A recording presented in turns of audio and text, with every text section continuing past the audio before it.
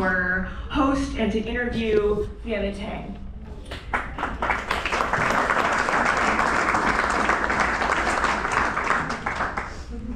Rob is also a longtime supporter of the ARC. He has been on our marketing committee and always is the first to step up and help us whenever we need anything at all. So please give a very warm welcome to Rob Reinhardt.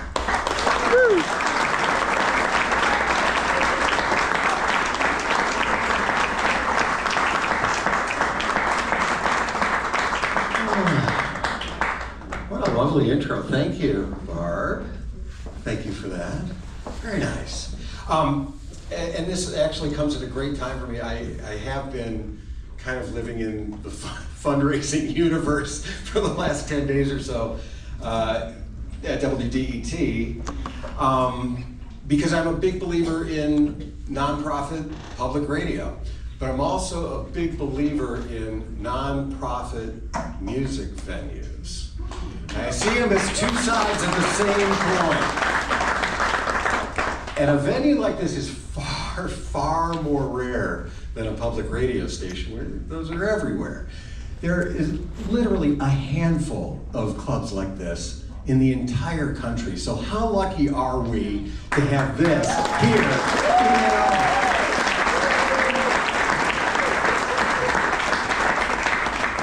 Which brings us to your support tonight. So by coming here tonight, you help make possible some 300 nights of programming that the ARC does every single year.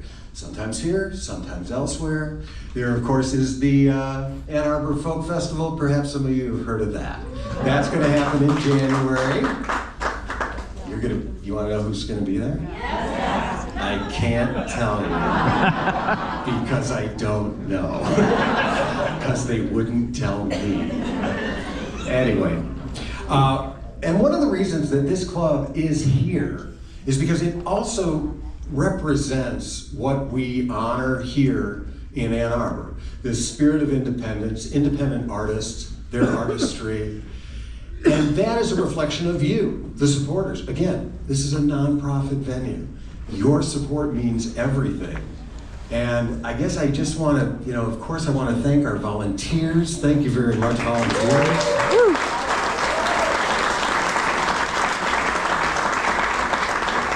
And our sponsors, thank you very much to our sponsors who participated. And then I also really, really want to thank you because it's, again, getting back to what we honor here that makes this club so special. It is a reflection of you. It's a reflection of what you value. And we are so thrilled that you put a value on what happens here on this stage. So thank you again. Appreciate it. So enough of all that. Let's make something happen here on the stage, shall we? All right. The first time I met our guest tonight, it was just months after she had released her debut album. I think it was 2003. At that time, I had a little studio just up the street. It was above Afternoon Delight. And because we certainly didn't have a piano there in what was basically a large closet, she had and it was above Afternoon Delight, so she had to lug a keyboard up from the street. And because we thought it would be so cool to have a loft studio, once she got into our space, she had to lug it up another set of stairs to get into the recording space. In subsequent years, we have had other discussions in places where I could provide her a beautiful piano to play.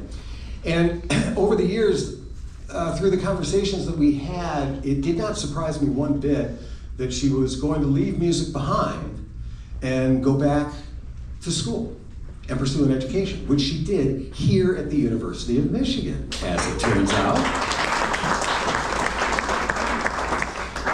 And started a whole new life, a whole new career as a consultant to business and to municipalities in issues of the environment and sustainability.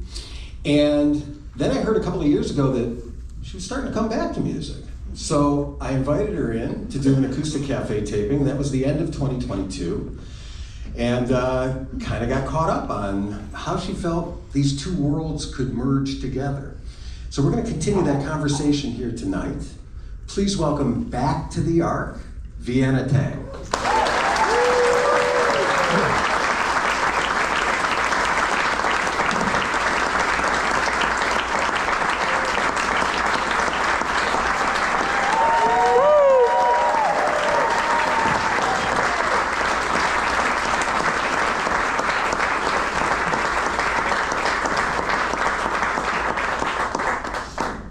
Feel like a little bit of a fangirl when I get to sit down with Rob Reinhardt at Acoustic Cafe.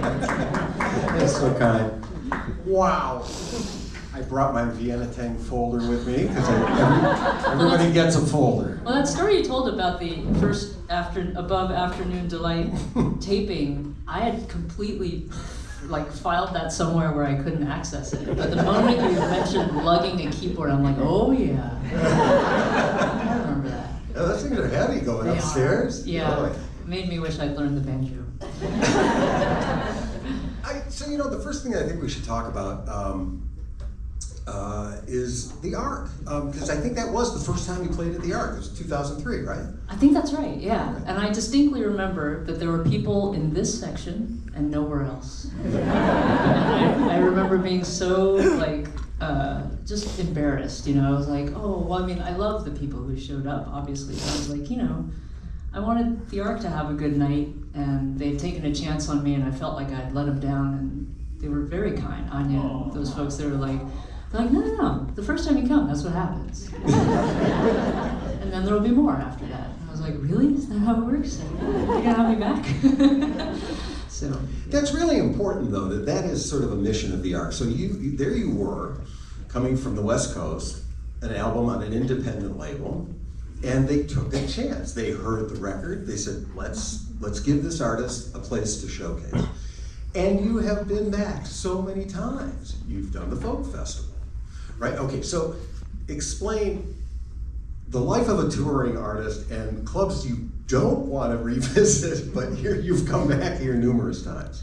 Yes, it's always interesting to tour and just play at different kinds of venues. And over time, you kind of learn what is a good match, and they're not always what you might expect. I don't know that I would immediately assume that a venue that is devoted to folk and other forms of traditional music, as well as other things, whether I would be a fit for that, because I'm a little bit indie pop. I do looper stuff. I don't know. So we occasionally would try to play in more rock clubs, and they would put out tables and candles and make it all moody, and sometimes it would work. But the main thing we noticed is that you all wonderful people who like my music apparently don't drink enough alcohol to make it worth a rock club's while. So it did turn out that non-profit music venues who are just we're all just here for the music, the ticket prices, that's how the whole thing works, and volunteers and fundraisers, and that's the model that really supports music like mine. And so then I don't have to ask you to come to a rock club and sit down on a sticky floor and people spill beer, the night before. Yeah. Was that also your first time here in Ann Arbor?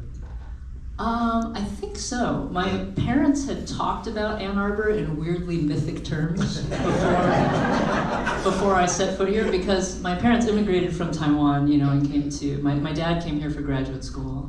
My mom actually for her last year of high school, which sounds, I'm still wrapping my head around that. But they made some dear friends, and connected with friends from Taiwan who then went all over the country. And their dear friends actually ended up being faculty at the University of Michigan. So they would take vacations without us to Ann Arbor. They're like, where we want to go hang out is Ann Arbor. So your friends hang out in the wonderful town of Ann Arbor. So I always thought oh, Ann Arbor, when my parents escaped from us kids and have a good time. Because I'm thinking, when it came time to go back to school, this probably felt very comfortable. You had been here at this point numerous times, and it was oh, I know this place. I know my way around the town. Yes, although I would still get lost every time. Well, they changed things. Yeah. In a matter of months. Weirdly enough, but it was very, very nice to know that I had kind of a musical home here at the Arc, and with everything that the Arc does in terms of the music scene here. And then I was going to get to know another part of Ann Arbor, which I then got to do as a U of M student, and it was fantastic. And I still miss it. You did shows while you were still while you were in school, you did a few shows here. Right? Yeah, when I did a show soon after I started my first year of graduate school, and I just like went down to one of the campus stores and just for fun bought a cheerleading outfit. I just thought it, I didn't get pom-poms. I couldn't figure out how pom-poms were going to work while playing the piano, but I did like wear the cheerleader outfit, and I wore leggings under it. But apparently, for the people who were at that show, still talk about. They're like, yeah, that was the night when your skirt was real short. We were sitting at that piano, and we were sitting over here, and we're like, that's a real short skirt. So that was like my first show at the Arc when I started grad school. We did talk about this the last time we spoke. When you were busy with school, how did you compartmentalize music at that time? Because music is something, inspiration is something, writing is something that just can come over you. But you were there for a very different purpose and with purpose. So how did you separate that? I actually regret to say it's not a happy thing, but it was not difficult because my musical self, my muse, whatever you want to call it, that inspired part that like has a channel to something mysterious that gives me seeds of songs to write with. It just like disappears when I don't give it attention. And so that's actually why, if you've been wondering why I haven't released music in a long time, it's because it doesn't really come unbidden. And I wish it did. I wish that songs would come to me in the shower or at inconvenient times in the middle of conference calls or whatever. But they really don't. And I really have to, actually we have a friend in common, Ben Arthur. Yes. And I was sort of whining to him about writer's block at one point, and he said, oh, let me give you a pep talk. He's like, inspiration for songwriting is a lover. You have to court her, you have to woo her. You can't just like expect her to, give it up on command. That sounds take like her out Ben, to dinner, yeah. go to a movie. And so, so that's the way that, it works for me. I do have to like sit down at the piano and like play some music that's familiar to me and kind of like ease my way into having new ideas. And so compartmentalizing wasn't so hard because I was like, I guess I'm not writing songs now. And my muse said, Yeah. I'll see you later. Oh, yeah, because I was going to ask if that was frustrating. Like, if that was, because most of the people who express concern about writer's block, you're talking about writer's block. They're worried that they'll never have another song ever again. But it is the thing that they are most focused on, and they're very concerned that they're never going to have that again. You are saying this was not the time for that. You weren't paying attention to that, so it just didn't happen. Yeah, and unfortunately, it does feel like when I carve the right kind of time and space out, that it comes back. And it still requires a lot of patience. Like I'm still working through writer's block, but it does feel like a lot of the game for me is, like what's the right setting, and so I think that in moments when I've really been able to say like, we're just gonna play and we're just gonna see what leads me like curiosity wise, tinkering wise, what's the little spark of life in a piece of music, and then just kind of like try to tug on the thread. That joy and that fun is always there, but creating the setting for it is the hard part. Yeah. Which I think has gotten us to the perfect point to point out that there was a brand new song, and the first one in 11 years, today. Yes. Today. I haven't used it. Which is something you will be playing about? Yes. Yes. Yeah. Okay. All right. Then I'll let you at the proper time introduce it the proper way. We don't have to talk too much about it now. Besides all that we've spoken about so far. Then there's also the motherhood piece of this. Like, time and energy is a finite thing, right? To how much you can devote to one thing or another. A 5-year-old, right? Oh, good guess. Like 4 3/4. Yeah. Okay, That's, so that's pretty almost much rounds up to 5-year-old. 5. Yeah. All right. It doesn't care. They don't care about your muse. They don't care about your Right. profession. They don't care what you're doing at any given moment, except how it affects them. So, I mean, that takes a tremendous amount of attention and pulls it away from any of these other opportunities.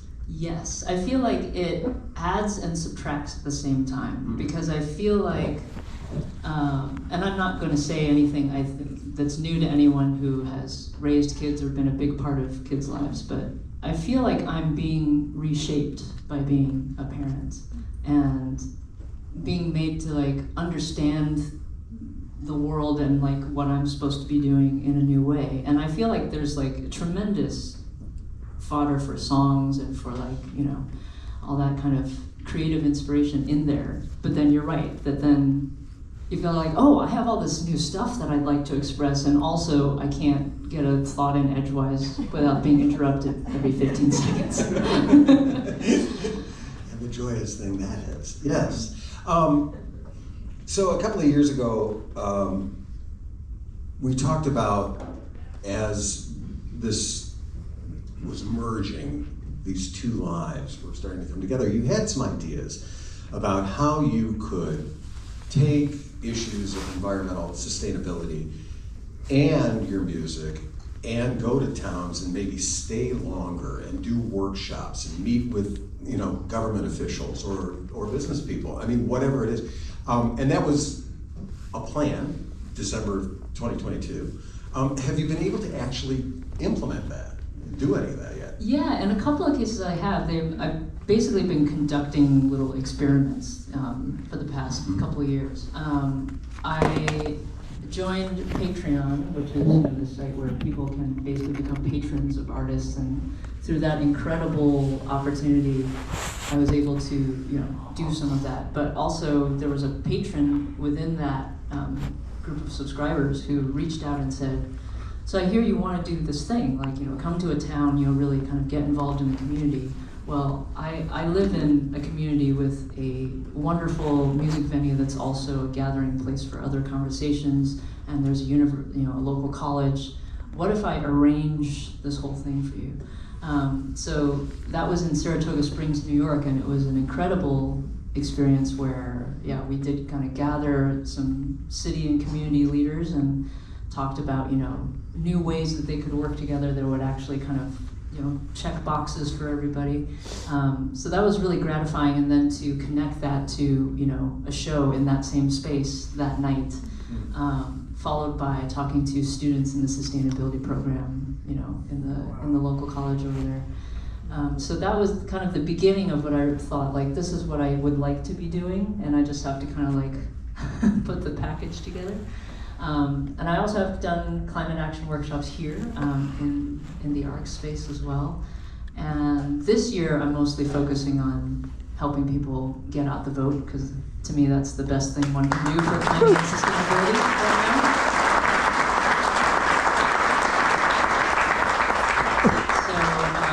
So I've been doing these things called civic happy hours. We won't be doing it tonight because this night is all about the ARC, but at other places I have set up little stations instead of a merch table, and I go and I hang out and I say, like, would you like to write a letter to a voter? I have a stamped envelope and the letter template all set for you on a clipboard. Or, you know, you can donate to these organizations, and part of tonight's concert will also match your donation. So that kind of stuff, just little experiments to see, like, where does an artist's platform intersect with people's interest and appetite and desire to, you know, kind of use this connection to do something more together. Yeah. And that's been really fun to see that. Of course, not everybody. Some people are like, look, I just came for your concert, that's all I want, and that is totally fine. But there's a surprisingly large number of people who said, like, I love that I get to do this with you also. And Sorry, I'm talking a lot, but this is the fun part for me. But I think the best part for me, and like this is a moment of my own arrogance, right? Because I began this project with like, well, I'll go and teach climate workshops, and I'll go and like tell people what to do for the election. But of course, like in the course of connecting more with audience members, I find out how much I have to learn from them. And so there are people who have started chapters of different political movements who have like come forth and said, I've loved your music for years and I want you to know that here's what is happening in our community and like what we've been working on. And so I feel like it's a whole new rich dimension of being a touring musician that I get to do now. And it's so different than what everybody else is doing. I mean, it's a different connection. It's a deeper connection with your audience. And you get to look them in the eye and talk about important things. And that's honestly my favorite thing. My main regret when I play a show is that like the lights stay down on you guys and I never get to know who you are. Or like, once in a while we get to say hi at, a merch table or something. But those are pretty short. And I love that in workshops or in doing these kinds of civic happy hour type things that I get to actually know people. So now when I come to a town, I'm like, oh, it's Lisa who like started the solar project, or like, oh, it's this person who did started his Indivisible chapter, whatever it is. And so I feel like I now have way more friends around the country and not just fans. And with a young child, you have to be viewing the future differently. And I'm sure there are a lot of people in this audience, in every audience, who are interested in your perspective on the broader picture, how you see it, where we go from here. We, the collective we, the global we. Like, things are dire. They feel dire. I have kids in their 20s. You have a very young one, but you will soon experience, like they will come to you and they're concerned. There is a real level of concern. So, but we have to move forward at a human pace. We can't do anything other than that, right? So how do you see us moving forward, where we are now? So I think that one of the things that has really helped me, this is a great question and clearly I'm answering it kind of for the first time, so forgive me for thinking out loud. I feel like one of the things that I have found really helpful to realize is that I am one of the richest, freest people who has ever lived. When you look at kind of the entirety of human existence, maybe there were some pretty chill hunter-gatherers, who always had the food they needed and just like hung out with their friends most of the time. And I have heard that like it was like that in some ways. But like the opportunities that I am able to just say like, I'd like to do that, and then I get to do that, and look around at all these crazy things that people are inventing and running with and trying out, and like we live on a planet with as many people alive now as have kind of been alive through all of history, so it's a crazy time.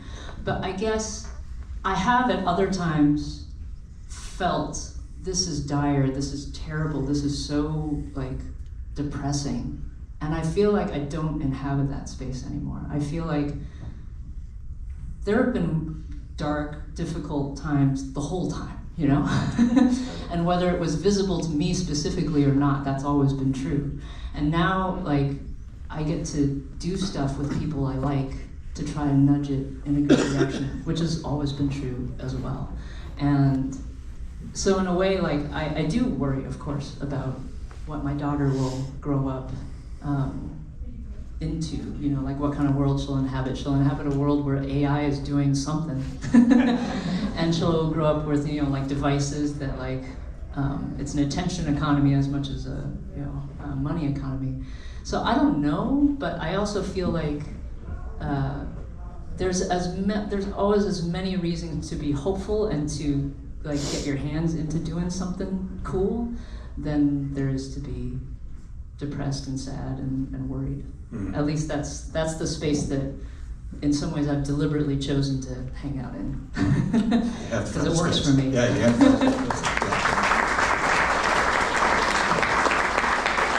And we have to start by participating. Clap if you are not registered to vote. It's pretty good. 100 people in a room. No one. They would. All right. So I want to ask you about a song that was on your last album. This was the last album. It came out in 2013. Does everybody recognize what that cover picture is? That aerial photograph? We all know what that is. That's Southeast Michigan. That's the city of Detroit. There it is. It is in fact a population change. Exactly. Population change. Perfect. Level Up was the song that started that set. And that song also became the score for a promotional film from the University of Michigan. I don't know if people have seen this. Have you seen this? This Is Your Day. No other. This came out in 2022. It is worth a look if you haven't seen it. It's a brilliant look at the University of Michigan to your song. What an honor. It was such a thrill to see that happen. And big kudos. I am so embarrassed that I am not remembering the name of the amazing video editor, filmmaker who shot all of that footage, edited it together, but at the same time was like, I've always been a Vienna Teng fan. I like this song. It seems like it'll fit. So like, big kudos to him for giving me that opportunity. Does anyone happen to know his name? Bob Berg. What's that? Bob Berg, thank you. So please check out Bob Berg's work. He does a lot with the University of Michigan and just makes beautiful stuff. Makes you want to go to college again, I joke that Bob Berg made it possible for me to actually have my own version of playing a halftime show, because the U of M games, would play it in between. So we did speak that about one song. There is one song you're going to hear tonight. You're going to do Level Up too, right? Yes. Yeah. You kind of got it. And there is this new song. So the tempting question is, are there more? There are, and apropos of a lot of what we were just talking about, I have come to the realization that after trying for like many months now, to be like, okay, I'm gonna do these things and I'm gonna be a parent and involved in my community, and I'm also gonna try to write new songs. I think I've concluded that I just need to do a retreat to write new songs. So I think that is what is coming for 2025. But I have a lot of starting points to work with. So my current project is, I would love to write a narrative solo show. So I guess the best way I've been trying to describe it is sort of TED Talk meets Bo Burnham. But less funny, I suppose. Where I would love to kind of tell this story of like, how did I go from being, a nerdy Asian American kid who was sort of destined for medical or engineering school and become a touring musician of all things, and then from there, like, try to become some sort of like climate activist. Like that's, like, just kind of looking back at that thread, I'm like, how did those dots connect, and what threads have been in my upbringing all along? What things that I have to really like push against for that to happen. And the reason I wanted to explore that was I thought it would make some fun songs, but also I felt like I would love to make doing great things and cool stuff in the world to feel like it's within the reach of anybody who might come to a show like that. Because all of us have seeds and threads in our past and in our dreams that kind of connect to making the world a better place. And what if we ran with that a little bit more? So that's kind of what is in the works, and a whole collection of songs, including all of my grad student friends told me as soon as they found out I was a musician, they're like, oh, you should write sustainability songs. That would be cool. And of course I rolled my eyes a little bit, but I'm finally coming around to like, somewhere in this show, there's gonna be like the jazz hands version of like, swapping out your gas stove. There'll be a little ditty for that. Schoolhouse rock for Exactly, a whole new era. Yeah. I'm just gonna go there. Well, listen, we actually have a few minutes. Does anybody else have a question for Vienna? You know what? I can get there. Hold on. Okay, I can project pretty well. Oh yeah, go. That sounds great. So in this discussion anyway, we've sort of taken the musical foundations for granted. Could you just say a few words about your musical roots and education, etc.? Yeah, sure. I was recently at home, actually last week, and I was playing a hometown show and got to hang out with my parents and have a kind of a long, rambling talk with them. And one of the things I got to say thank you for to them was that they signed me up for piano lessons when I was 5. And this was not just like, my parents were wonderful in that they like somehow looked stereotypically Chinese American parents, but they were not. Like a lot of it kind of came through some other way. And one of them was they noticed that how much I loved music and how much I gravitated to it. I was always like singing songs and memorizing them. And they said, well, maybe this kid needs music lessons. So they looked around and found not just a local piano teacher, but like a piano teacher that really clicked with me. And that's just an immeasurable gift that my parents gave me, was to sign me up with this great piano teacher that I then studied with most of my childhood, and then swapped to a singing teacher who then taught me how to play by ear, how to like learn jazz progressions and do my own compositions and all that sort of stuff.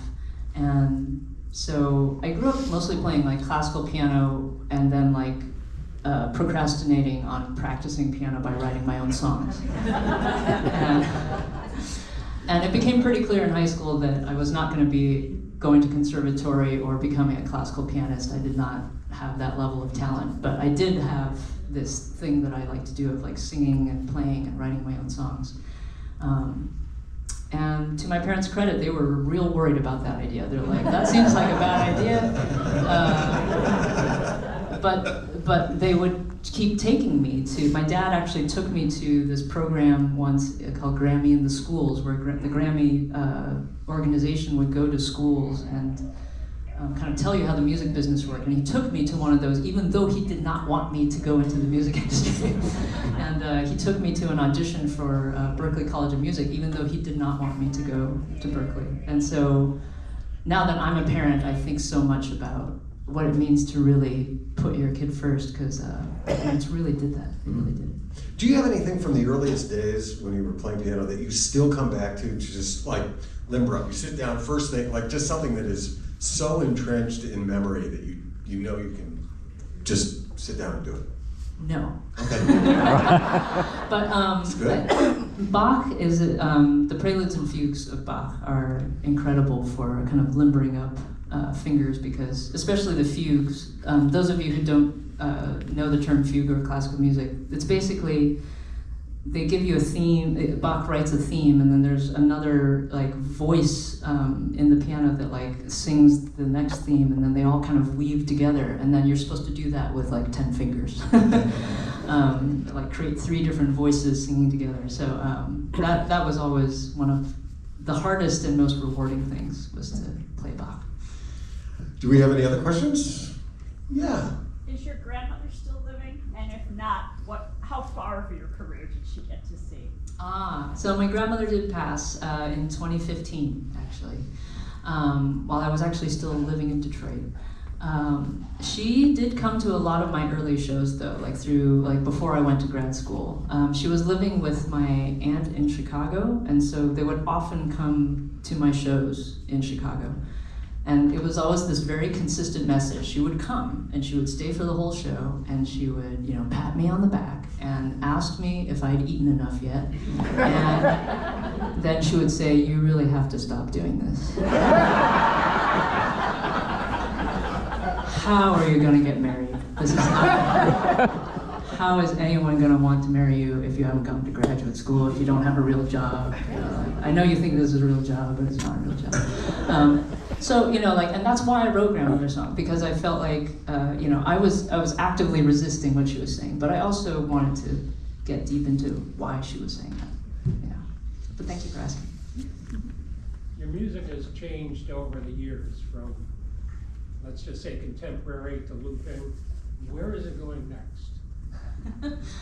Where do you see it going next, I should say? Yeah, thank you for asking. I guess I'm gonna have to answer that by whatever I put out next. I will say, Rob, thank you for saying that you would let me introduce the new single that's out today in its own time. But basically, I'll just tell you now that it was an experiment in which I wanted to write 2 songs that could mash up together. And so this is the first song, and then the second song will come out in a few weeks, and then the mashup will come out after that. And so I guess, I don't know if I'm gonna keep writing mashup songs, but I really feel like a lot of what I am exploring now is because I am someone who has one foot very firmly in music and one foot very firmly in like climate and sustainability, and maybe like a third foot in raising a family and all that. But I do feel like so much of it is about like holding multiple truths in my head at the same time. And I love that music is capable of expressing that. Like Bach knew how to express that. And mashing up two different genres of music is a beautiful way to hear something fresh and new. So that's about as far as an answer as I have. It's just chasing that curiosity of like, what if you take different parts of your life or interests that you try to compartmentalize and actually put them together? What happens then? I am looking at the clock. There are people outside who are waiting to get in for the actual show. We could go on talking for a long time. Thank you again for sitting for this. Thank you.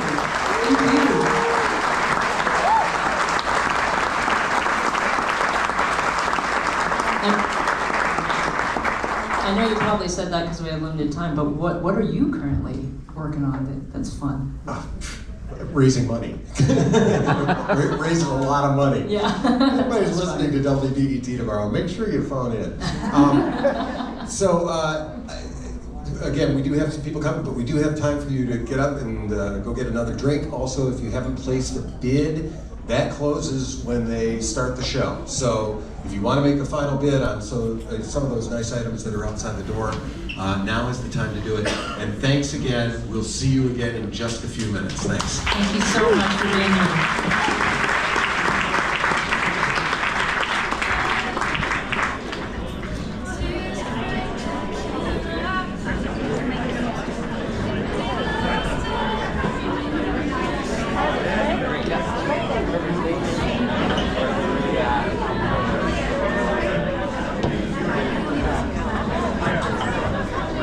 Right?